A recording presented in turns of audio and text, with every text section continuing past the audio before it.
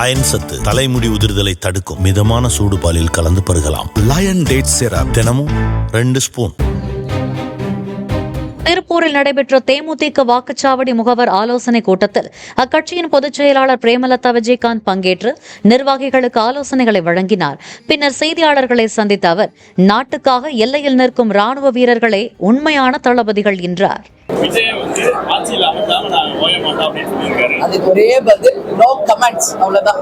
உண்மையிலேயே நாட்டுக்காக ராணுவத்தில் உழைத்து நாட்டை காக்கின்றவர்கள் தான் நம் நாட்டின் உண்மையான தளபதி.